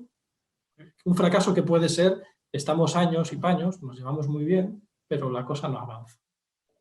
Lo mismo que puede pasar cuando no hay unos objetivos muy claros, ¿no? Y a veces hay unos objetivos muy claros y por lo que sea, pues la persona, vamos a decirlo así, no es exactamente así, no se ciña a ellos y es nuestra labor, nuestra responsabilidad volver a ello, ¿no? De forma colaborativa, por supuesto, de forma explícita. Pero bueno, eso es lo que tiene que haber, ¿no? Una formulación del caso y en base a esa formulación y a información obtenida, un planteamiento de unos objetivos y también de acuerdo con la persona en cómo vamos a trabajar en esos objetivos, ¿no? Cómo lo vamos a hacer, en cosas que hagamos en sesión, como lo que decía Ricardo, o si vamos a utilizar lo que tradicionalmente llamamos técnicas, pues que vamos a utilizar técnicas, tareas entre sesiones, o que vamos a necesitar contar con la presencia de la familia o de quien, o la coordinación con no sé qué organización, etcétera, ¿no? Pero todo esto al final es como tener un plan explícito de por aquí vamos a tirar y esto lo vamos a hacer basándonos en esta información y lo que vamos a hacer pues, se basa en una teoría que indica que si damos estos pasos es probable que tengamos un buen resultado. Y además añadiría pues, el ir comprobando periódicamente, muy a menudo, si efectivamente lo que estamos haciendo, si el plan va dando resultados o no. Porque al final tenemos que trabajar con una actitud científica de que lo que proponemos son hipótesis siempre, ¿no? Por lo menos yo parto de este supuesto de que salimos con hipótesis, no con verdades incuestionables, ¿no? Entonces, la actitud científica es que si tenemos una hipótesis y recogemos información que la va desconfirmando, tendremos que revisar las hipótesis o ver por lo menos qué es lo que puede estar fallando o nos dejamos de lado, ¿no? Entonces, no sé cómo se podría incluir eso en un protocolo, pero habría que señalarlo, ¿no? Que en todo momento hay que revisar cómo está yendo el proceso terapéutico y no revisarlo cuando ya terminó o cuando ya la persona no aparece a la siguiente consulta. Ya es demasiado tarde, ¿no? Lo ideal sería hacerlo hasta sesión a sesión cuando es posible, ¿no? Y de hecho hay herramientas para ello. Yo, de hecho, mencionaba la palabra protocolo para que hablarais de ello y recoger ahora un poco el hilo, con el fin de hablar de, al final tú estableces una serie de bases, una especie de línea de actuación en base a lo que va ocurriendo en terapia. Y esto es lo que se ha hecho en muchos casos con la terapia manualizada, entre comillas, o esos protocolos de actuación. Quería llegar un poco a eso realmente, a cómo se ha convertido, cómo intentamos los psicólogos convertir la terapia en algo manualizado o protocolario, el típico de tienes que ser espontáneo, pero ya me estás dando la orden de tengo que ser espontáneo, o sea, me estás diciendo lo que tengo que hacer cuando realmente no es así lo que tengo que hacer y demás. Y quería llegar un poco a ver qué os parece esa perspectiva, de que al final en psicología muchas veces lo que se está intentando hacer es como manualizar, dar una serie de instrucciones de cómo se deberían hacer las cosas cuando realmente luego en el contexto terapéutico esas reglas muchas veces no se dan tal cual. Y es un gran depende de cada caso.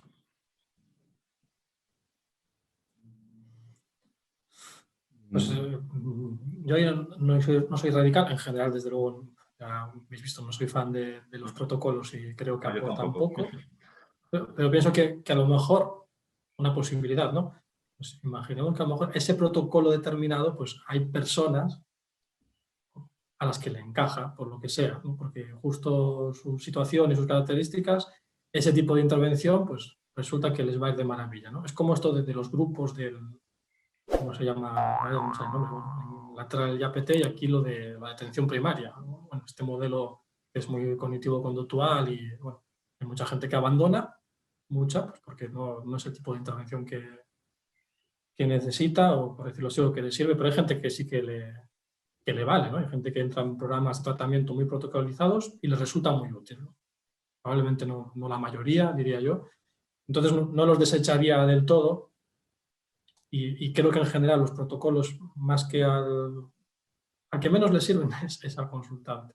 Como mucho le sirven a algunos psicólogos para calmar sus ansiedades, de sentir que lo tienen todo bajo control y saber lo que hacer, y sobre todo le viene muy bien a los servicios de salud o a los equipos de gestión sanitaria o a las organizaciones en general que están detrás, que son las que están pidiendo esos protocolos para decir que, bueno, que están haciendo algo que siga de nuevo el modelo médico, ¿no?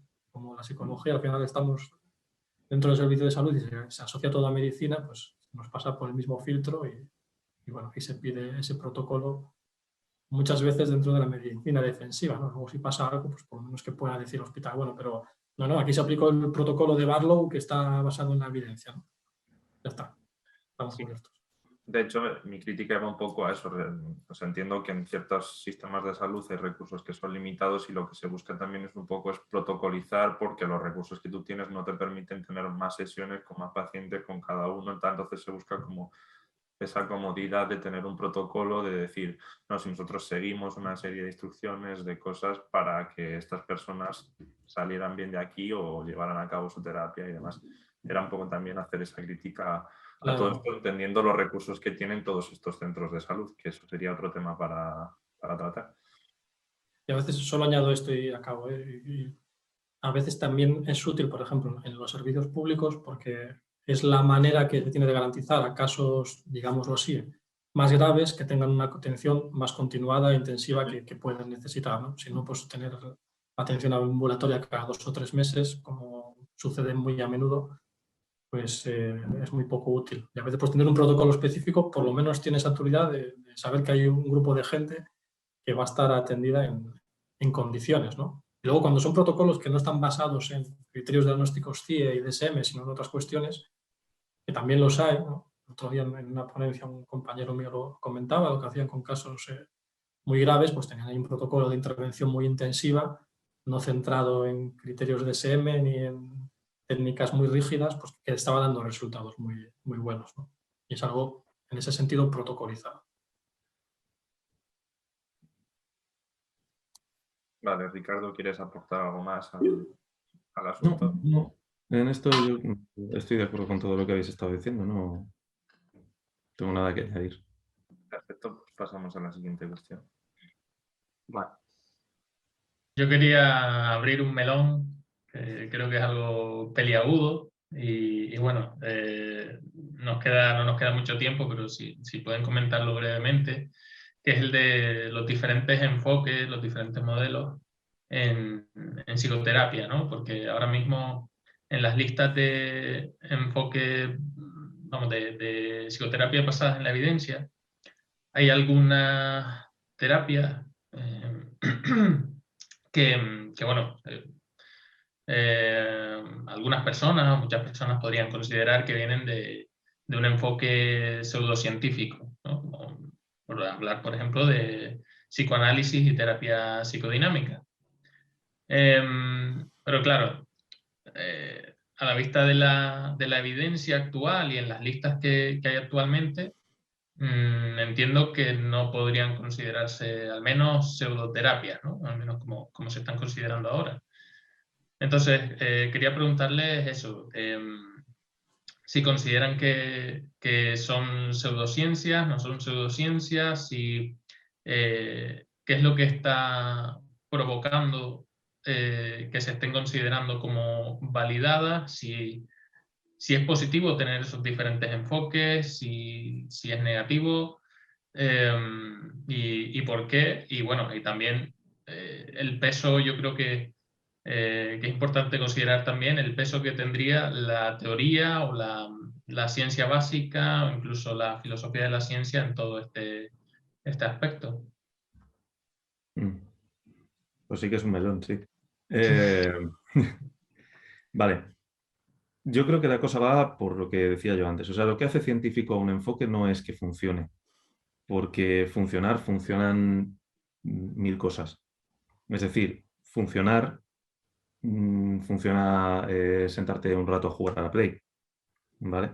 Lo que hace científico un enfoque es su explicación acerca de lo que funciona, lo que no funciona, y hasta qué punto esa explicación está basada en la evidencia y en la lógica.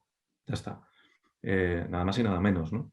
Entonces, a mí que salgan en las guías de tratamientos empíricamente validados o de tratamientos basados en la evidencia, cuestiones cuya explicación es acientífica en el mejor de los casos, cuando no anticientífica, pues lo que me hace preguntarme es en qué evidencia se está basando esto. Porque si se está basando en la evidencia de, pues lo que decíamos antes, ¿no? de llego yo, imagínate, para no ser particularmente polémico, cojo el Reiki y digo, tengo una persona con un problema de ansiedad y entonces le hago una sesión de Reiki de 2 horas, en la que le tumbo en una camillita con luz tenue, con velitas, con musiquita relajante, y yo le paso las manos a 2 centímetros del cuerpo durante 2 horas. Y esa persona, después de hacer esto 2 veces por semana durante 2 meses, reporta sentir menos ansiedad general, de forma generalizada en su vida. Vale, muy bien. Eso, según algunos baremos y según algunos estudios, eso es que la terapia ha funcionado. De nuevo, si hablamos, como decía antes Alberto, desde un punto de vista de la reducción del síntoma, ¿no? Esta persona reporta sentir menos ansiedad. ¿Yo estoy validando el Reiki? Desde mi punto de vista, no.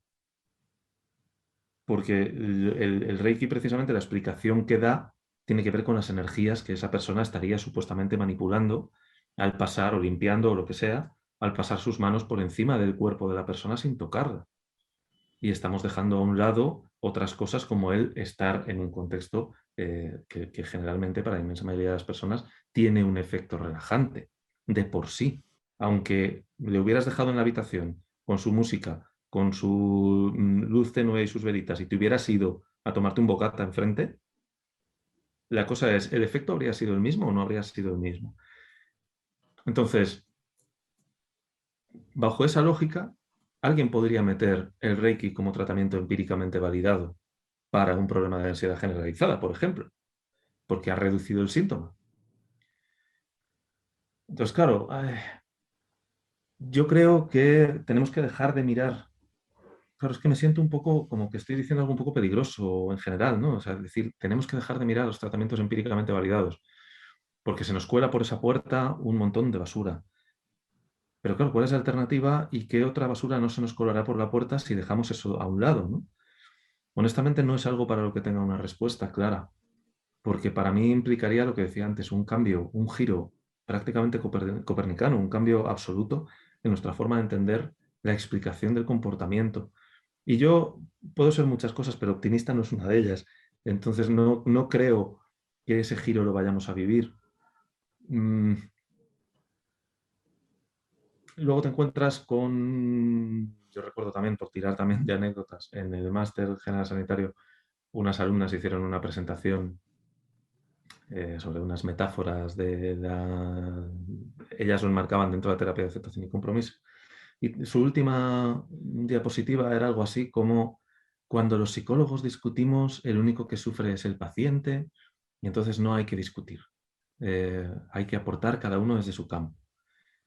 Y claro, yo, pues a esas alturas del máster ya había aprendido a callarme, pero lo que me surgió fue un sonoro vaya usted a la mierda.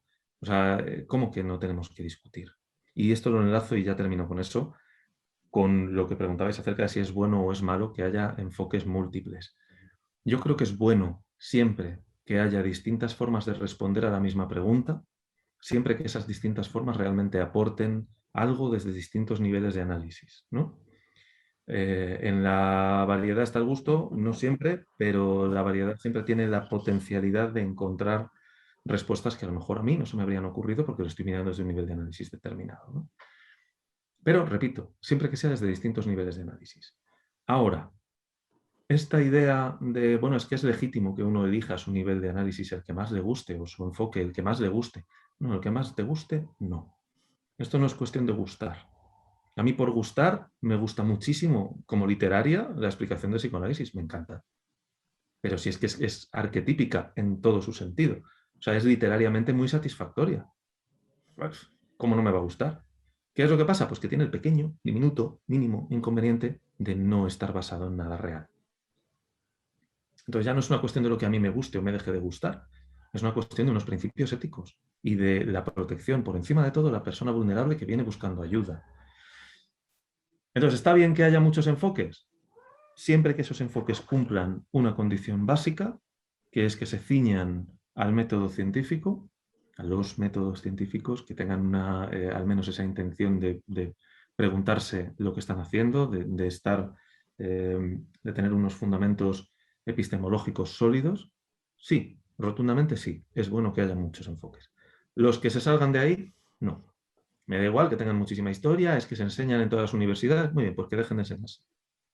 Ya está. Alberto. Bueno, pues poco que añadir. Pensé que con esta pregunta por fin íbamos a estar en desacuerdo así de forma más clara en algo, pero al final no. Me queda decir que totalmente de acuerdo, ¿no? A pesar de lo que decíamos, de toda la crítica en que están basados esos estudios de eficacia, bueno, pues nos encontramos con que, nos guste o no, también es el estándar, este tema de la práctica basada en la evidencia, bueno, el estándar de investigación, en publicaciones, ¿no? Y de tratamientos con apoyo empírico. Y nos guste o no, pues en esos listados de tratamientos hay cosas que han demostrado sus resultados. Pues volvemos a antes, una cosa que demuestra un resultado y otra es saber a qué se deben esos resultados, ¿no? Efectivamente, la terapia psicodinámica puede deberse a procesos de aprendizaje, a lo mejor, ¿no? O al revés, ¿no? Aquí ya digo algo más arriesgado. A lo mejor los estudios que demuestran que la activación conductual funciona, en el fondo no se debe a cuestiones basadas en la ley del aprendizaje, sino al inconsciente o algo de este tipo, ¿no? No lo sé, de nuevo con todavía que demostrarlo. Me chocaría, pero bueno, podría ser, ¿no? Lo que no podemos quedarnos, creo, es y algo que en uno de los programas últimos que hicisteis, que estuvo muy bien, con varias psicólogas, como dando respuesta a preguntas así más para la población general, planteabais también este tema de alguna manera, ¿no? Entonces, ellas decían, bueno, claro, si funciona algo así, ¿no? Con estas palabras, si funciona la terapia psicodinámica es por el efecto placebo. Podría ser, pero eso hay que demostrarlo también, ¿no? Otro tema sería, de nuevo, ¿qué es el efecto placebo, ¿no? Y si es el efecto placebo, ¿cómo funciona eso? Porque es que tampoco es decir mucho, ¿no? Y podríamos decir lo mismo de la terapia cognitivo-conductual, ¿no? Que ese es otro tema, ¿no? Al fin y al cabo ahora mismo se supone, bueno, esto también según cómo veas la investigación, ¿no? Que cuando se compara la eficacia en general de las diferentes terapias o no hay mucha diferencia o cuando la hay, en algunos casos, es ligeramente superior a la terapia cognitivo-conductual. Lo que yo no sé a día de hoy es qué es la terapia cognitivo-conductual, porque te lees 2 manuales de terapia cognitivo-conductual y se parecen absolutamente en nada, ¿no? Absolutamente nada, aparte de ceñirse al modelo médico de una forma cada vez más preocupante, ¿no? Pero yo sin ser cognitivo-conductual podría decir que lo que hago en consulta es terapia cognitivo-conductual. A lo mejor viene alguien a observarme y le digo, sí, mira, esto que hice realmente se basaba en esto y lo otro, era una reestructuración cognitiva, aunque no lo fuera, o era no sé, alguna cosa que hagan los cognitivo-conductuales, ¿no? Pero bueno, igualmente sí que pienso que tiene valor, ¿no? Que no podemos desechar, incluso aunque nos duela, el polémico MDR, ¿no? La cuestión es que eso está ahí y da un resultado, ¿no? Un resultado sea lo que sea el resultado. Investiguémoslo, a ver qué pasa. Si realmente, y yo lo pienso, pues seguramente no hace falta ponerse a hacer movimientos bilaterales delante de la persona, ¿no? Y basta con la narración y con la exposición de nuevo a los sucesos traumáticos y con todo lo que sucede dentro de la sesión de terapia, ¿no? Pero esa es mi creencia, yo tendría que demostrarlo esto, ¿no? Y lo mismo el enfoque psicodinámico, desde luego aquí hablo del psicodinámico en contraposición al psicoanálisis clásico. Desde luego yo no voy a, para mí no tiene valor esto de sentarse en un diván con el psicoanalista dando la espalda en un silencio sepulcral y haciendo alusión a conceptos, me sale decir, rancios, ¿no? Si te lees hoy en día terapia psicodinámica que no esté basado en ese tipo de cosas, al final es muy fácil traducirlo a otras cuestiones, pues que estamos hablando como temas de aprendizaje, ¿no? Hay cosas que hablan que tú dirías, esto lo que está diciendo es la historia de aprendizaje de la persona, ¿no? O la historia de apego, le llamará a lo mejor ahí, ¿no? No hablan tanto aquí de envidia de pene, ni complejo de Electra, ni estas cosas, ¿no? Algunos sí, evidentemente, ¿no? Pero bueno, como decíamos, con todos los sesgos y problemas que tiene la investigación en eficacia de las terapias, pues las que están ahí, por lo menos merecen que pues, las tengamos en consideración, pero siempre que sigamos estudiando y viendo efectivamente si podemos dilucidar por qué funcionan y si es la mejor opción, ¿no? Porque si también hay otras opciones disponibles que son más eficientes para el mismo problema, si desde luego si un caso, imaginemos que funciona la terapia, sea lo que sea funcionar, la terapia psicodinámica, pero funciona también la terapia cognitivo-conductual, pero la segunda tiene resultados en 8 sesiones y la primera en 8 años, pues es una cuestión ética también que lo hagamos, que hagamos terapia cognitivo-conductual con ese caso, ¿no? Yo creo que bueno, esto es una cosa así, quizás voy a decir demasiado abstracto, pero al final los diferentes modelos de terapia son como diferentes envoltorios con las que presentarle algo a los consultantes y en función también de sus visiones del mundo, a unos les puede encajar más una cosa a otra y puede ser más fácil entrar por ahí en un proceso terapéutico. Aunque luego lo que haga que ese proceso avance sean otras cuestiones diferentes a las que propone la teoría detrás de ese modelo, ¿no? Esto digo porque hay muchas veces gente que llega a consulta o que pide consulta y dice, bueno, yo no quiero ir a un conductista, por ejemplo, ¿no?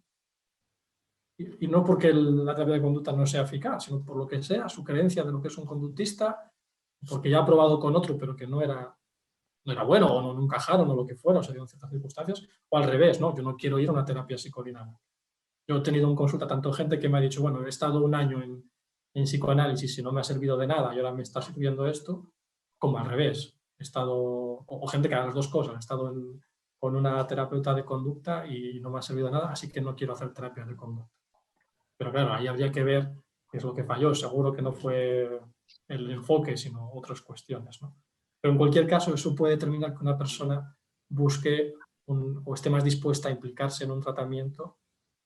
Independientemente, aquí ya no creo que sea lo fundamental el criterio de objetividad o de que tenga razón o no en buscar ese tratamiento, ¿no? Sino que por lo menos sirve de puerta de entrada para que alguien tenga la confianza, porque es un factor también importante, las expectativas de esto me va a servir, ¿no? Esto que me propone este psicólogo que me está hablando de tipos de apego me encaja, porque un día leí una cosa en la Cosmopolitan que decía antes Ricardo, que no sé si existe todavía, o hace muchos años la Super Pop, que yo creo que eso no os acordaréis los más jóvenes.